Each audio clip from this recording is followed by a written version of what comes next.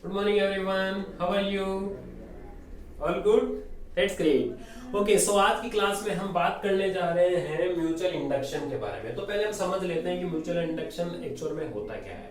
तो mutual induction कोई भी दो कोइल की एक प्रॉपर्टी होती है जिसकी वजह से किसी एक कोइल के अंदर अगर आप करंट का चेंज करते हैं तो दूसरी कोइल के अंदर अपने आप ही ईएमएफ इंड्यूस हो जाता है। ओके, इसे हम क्या बोलते हैं? इस प्रॉपर्टी को हम बोलते हैं म्यूचुअल इंडक्शन। आइए देखते हैं इसको डिटेल में। इसके लिए हमने क्या किया है, दो कोइल ली है। ये फर्स्ट वाली जो कोइल है इसको हमने पावर सप्लाई से कनेक्ट कर दिया है और इसका नाम होता है primary coil, right? Primary coil है ना, पहली कोइल जिसके अंदर हम करंट दे रहे हैं। ओके, और इसके अंदर मान लिया हमने नंबर ऑफ टर्न्स जो है वो कितने हैं, n है, n1 है। और दूसरी वाली कोइल जो है इसको हम बोलते हैं secondary coil, secondary coil. Okay, और इसके अंदर नंबर ऑफ टर्न्स है n2 और इसको किससे कनेक्ट कर दिया हमने, गैल्वेनोमीटर से, ताकि वहां पर ईएमएफ जो प्रोड्यूस हो, ईएमएफ जो इंड्यूस हो, इंड्यूस्ड ईएमएफ के बाद जो करंट का फ्लो होगा उसको हम इससे डिटेक्ट करेंगे गैल्वेनोमीटर से। तो आइए देखते हैं पावर सप्लाई से जब करंट आई, कितनी करंट आ रही है, हमने कंसीडर कर लिया कितनी करंट आ रही है, I1 करंट आ रही है। अब ये I1 करंट जब किसी कोइल के अंदर जा रही है, प्राइमरी कोइल के अंदर जा रही है, तो जब भी किसी कोइल के अंदर करंट का फ्लो होता है ना, तो उसमें क्या प्रोड्यूस होता है, मैग्नेटिक फील्ड प्रोड्यूस होता है ना, जानते हैं ना, B equals to mu naught Ni होता है। म्यू नॉट क्या है, permeability of free space, N क्या है, number of turns per unit length, I क्या है, करंट। मतलब इस करंट की वजह से क्या बन रहा है, मैग्नेटिक फील्ड बनता है किसके अंदर, कोइल के अंदर। तो यहाँ पर ये मैग्नेटिक फील्ड इस तरह से बनेगा, इस तरह से, इस तरह से, इस तरह से क्या बन रहा है, यहाँ पर मैग्नेटिक फील्ड बन रहा है।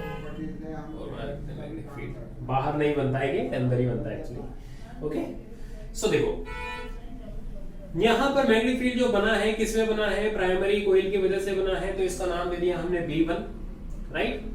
ओके, और ये मैग्नेटिक फील्ड लाइंस जो है, मैग्नेटिक फील्ड के अंदर जो मैग्नेटिक फील्ड लाइंस होगी वो किससे जाकर इंटरसेक्ट हो रही है, सेकेंडरी कोइल से जाकर क्या हो रही है, इंटरसेक्ट हो रही है। तो यहाँ पर क्या बनेगा, फ्लक्स बनेगा, और सेकेंडरी वाली में बन रहा है, इसलिए इसका नाम दे दिया हमने, इस फ्लक्स का क्या नाम दे दिया, Phi2 नाम दे दिया।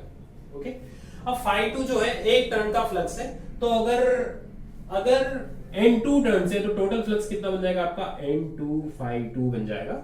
ओके, और ये N2 Phi2 फ्लक्स जो है ये एक्चुअली में किस पे डिपेंड कर रहा है, इस I1 करंट पे डिपेंड कर रहा है। देखो कैसे, I1 की वजह से बना है B1 और B1 की वजह से बना है क्या, Phi2। ओके, तो यहां पर हम कह सकते हैं कि N2 Phi2 जो होगा वो डायरेक्टली प्रोपोर्शनल होगा किसके, I1 के, राइट? सो देखो जब भी हम प्रोपोर्शनल का साइन हटाते हैं तब हम क्या लगाते हैं, इक्वल के साथ कांस्टेंट लगाते हैं। ओके, सो ये क्या हो जाएगा आपका N2 Phi2 equals to capital M I1, right? Okay, अब ये जो है कैपिटल M, ये कैपिटल M ही क्या कहलाता है आपका, म्यूचुअल इंडक्टेंस कहलाता है। इसी को हम क्या बोलते हैं, म्यूचुअल इंडक्टेंस बोलते हैं। तो इसका फॉर्मूला क्या हो जाएगा, M equals to N2 Phi2 upon I1, है ना? और एक फॉर्मूला बनाना चाहे तो Phi2, फ्लक्स का फॉर्मूला क्या होता है, फ्लक्स का फॉर्मूला होता है BA cos थीटा। ओके, अब यहां पर देखो मैग्नेटिक फील्ड कौन सा लेना है, पहली वाली कोइल का, एरिया कौन सा लेना है, सेकंड वाली कोइल का, और cos थीटा, थीटा इस B और A के बीच में जो एंगल है वो, तो B किधर जा रहा है, B की डायरेक्शन किधर है, यू है। ओके, और यहाँ पर इसका जो कोइल का जो एरिया है उसका डायरेक्शन भी क्या है, यू है। तो दोनों की डायरेक्शन क्या है, सेम है। दोनों की डायरेक्शन सेम होने की वजह से cos थीटा की जगह हम क्या लिख देंगे, cos 0, और phi इक्वल्स टू क्या हो जाएगा आपका BA, जहां पर B किसका है, फर्स्ट वाली कोइल का, और A किसका है, सेकंड वाली कोइल का। तो इसको हम और क्या लिख सकते हैं, N2 B1 और A2, ठीक है? ये भी एक फॉर्मूला हो जाता है इसका। और देखो ये टोटल फ्लक्स है, टोटल फ्लक्स है, तो इसको बोल दिया हमने Phi2 total divided by I1। अच्छा, इस फॉर्मूले को देखकर ऐसा लग रहा होगा कि जो कैपिटल है हमें किस पर डिपेंड कर रहा है, किस पर डिपेंड कर रहा है, इस फाई और आई पर डिपेंड कर रहा है, मतलब फ्लक्स और करंट पर डिपेंड कर रहा है। लेकिन ऐसा नहीं होता है, न तो ये मैग्नेटिक म्यूचुअल इंडक्टेंस जो है ये न तो फ्लक्स पे डिपेंड करता है, न ही करंट पे डिपेंड करता है। ठीक वैसे ही जैसे रेजिस्टेंस जो होता है R = V/I होता है, तो किसी भी चीज का कोई भी जो कंडक्टर है उसका जनरल कंडीशन में रेजिस्टेंस जो है वो फिक्स रहता है, चाहे वोल्टेज की वैल्यू कुछ भी हो, करंट की वैल्यू कुछ भी हो। ठीक वैसे ही यहाँ पर म्यूचुअल इंडक्शन में म्यूचुअल इंडक्टेंस भी क्या रहेगा आपका, क्या रहेगा, कांस्टेंट रहेगा। ये डिपेंड नहीं करेगा किस पर, phi 2 पर या फिर I पर। ओके, अब ये डिपेंड किस किस चीज पे करता है आइए देखते हैं। तो M डिपेंड्स ऑन किस किस पर डिपेंड करता है। सबसे पहले ये डिपेंड करता है dimensions of coil, dimensions of coils. ठीक है, कॉइल का क्रॉस सेक्शन एरिया कितना है, कॉइल की लेंथ कितनी है। ठीक है, और किस पर डिपेंड करता है, मीडियम पर डिपेंड करता है, मीडियम पर, किस मीडियम के अंदर ये रखी हुई है, राइट। और इसके बाद ये डिपेंड करता है number of turns, number of turns पे डिपेंड करेगा। ठीक है, और किस चीज पे डिपेंड करेगा ये, और डिपेंड करेगा ये ओरिएंटेशन, ओरिएंटेशन मतलब किस तरह से दोनों कॉइल्स किस तरह से रखी हुई है, दोनों कॉइल यूं रखी हुई है, या यूं रखी हुई है, या यूं रखी हुई है, या यूं रखी हुई है। ठीक है, किस तरह से कॉइल्स रखी हुई है। ठीक है, ओरिएंटेशन ऑफ कॉइल।